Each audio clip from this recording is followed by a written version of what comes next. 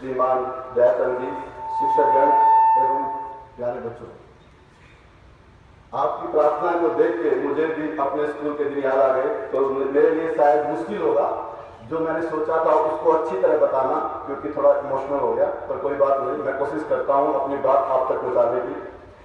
हमने educate rural India के तहत फेसबुक पे हमने अपना वेब पेज बनाया है, वो है एजुकेट रूरल इंडिया।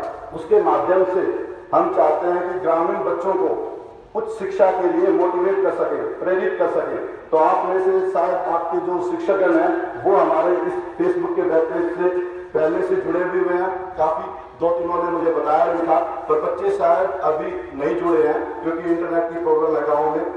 और उस फेसबुक के web page educate rural India के तहत हमने गांव में लाइब्रेरी खोलना शुरू किया है, ग्रामीण लाइब्रेरी। तो हमने हमारी पहली लाइब्रेरी हमारे गांव बिलावल में खोली है।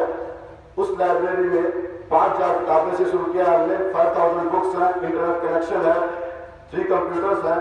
तो किसी भी बच्चे को जो आसपास के गांव के बच्चे हैं, तो आप सभी आसपास के हैं, अगर किसी भी टाइम सुबह 7 से 9, शाम को 5 से 7 बजे तक हमारी लाइब्रेरी खुली रहती है। और वीकेंड पे भी सैटरडे संडे आप जा सकते हैं।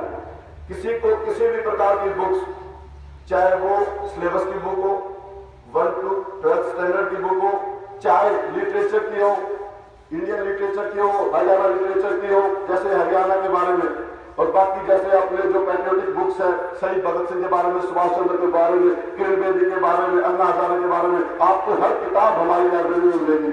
अभी फिलहाल हमने 5,000 से शुरू की थी, अभी 8,000 बुक्स है हमारी लाइब्रेरी में। और उनकी डिजिटल वर्जन भी है, सॉफ्ट कॉपी भी है कंप्यूटर पे। अगर आप उसको सॉफ्ट अपने कंप्यूटर में डाल सकते हैं, बच्चों के पास गांव में कंप्यूटर कम होते हैं, पर फिर भी आप प्रिंट ले सकते हैं, आपको खरीदने की जरूरत नहीं है। इशू करवाएं, 20 दिन में 1 किताब पढ़े, वापस दिया है लाइब्रेरी में।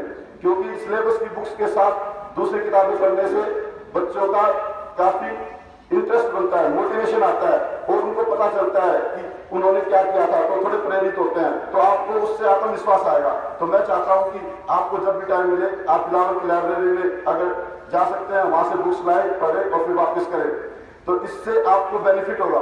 और दूसरा, किसी भी भाई को या बहन को या बच्चों को कंप्यूटर के बारे में अगर सीखना है, तो हम बिलावल ग्रामीण लाइब्रेरी में फ्री में कंप्यूटर सिखाते हैं। आपको पे करने की जरूरत नहीं है। दाद भिवानी +2 के बाद कि आप चाहते हैं कोई भी कोर्स करते हैं, तो आप बिलावल में जाए, अपना नाम लिखाए, अपने पिताजी का नाम और कोई एक नंबर दे, तो उसके बाद आप फ्री में कंप्यूटर सीख सकते हैं। हमारे गांव में एक लड़की सिखाती है, हम उसको सैलरी देते हैं, तो कोई भी प्रॉब्लम नहीं है। और उससे हम चाहते हैं कि ताकि ज्यादा से ज्यादा लड़कियां कंप्यूटर सीखें, क्योंकि लड़के तो बाहर चले जाते हैं, लड़कियों को माता पिता बहुत कम बाहर भेजते हैं, तो हम चाहते हैं कि वो बिलावल में ही सीख लें।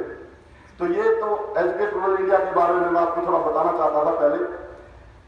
अब 2-4 बातें मैं बताता हूँ कि ग्रामीण क्षेत्र में क्या कहते हैं। देखो, हम बच्चे हैं, मैं आपकी तरह, मैं भी बिलावल से हूँ, तो गाँव के बच्चों को जो सबसे मुश्किल जो प्रॉब्लम होती है वो आत्मविश्वास की होती है।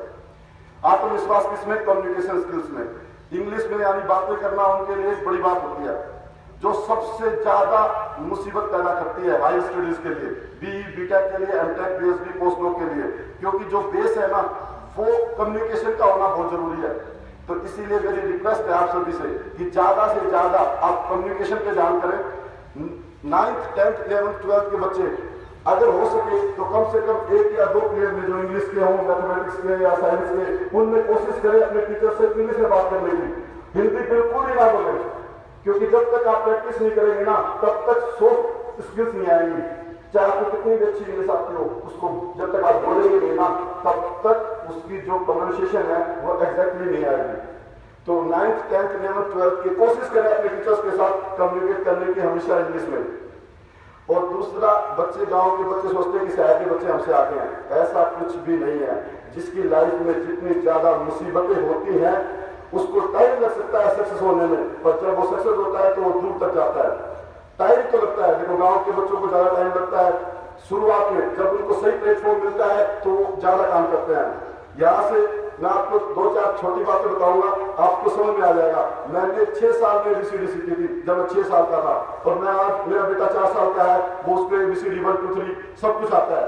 और आपको भी ऐसा होता है, 4-5 साल के बच्चे को ABCD 1 2 3 बिल्कुल परफेक्ट आते हैं। पोएम्स भी आती है, हमें पोएम्स का कुछ पता ही नहीं था।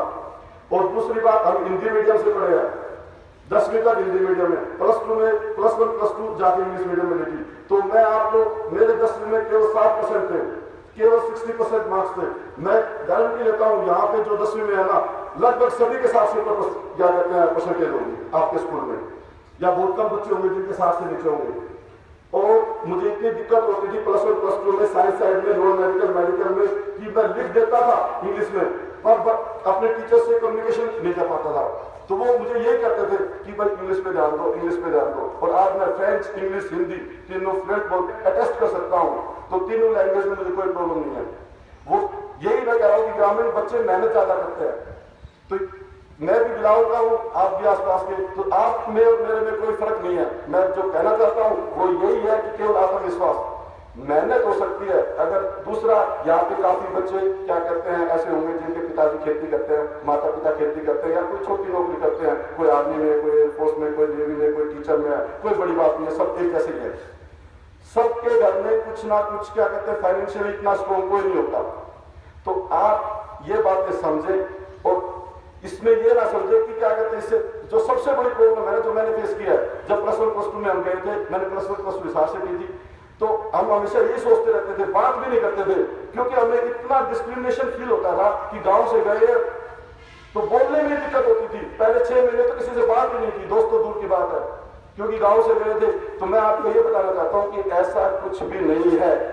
शहर वाले बच्चे, उनको प्लेटफॉर्म बहुत अच्छा मिलता है, उनको सब कुछ पका पकाया मिलता है, मेहनत नहीं होती, तो इसीलिए उनकी जो सक्सेस कर दूर तक जाने की जो क्षमता है ना वो कम होती है। गांव के बच्चे दिन में पढ़ के रात को काम भी कर सकते हैं।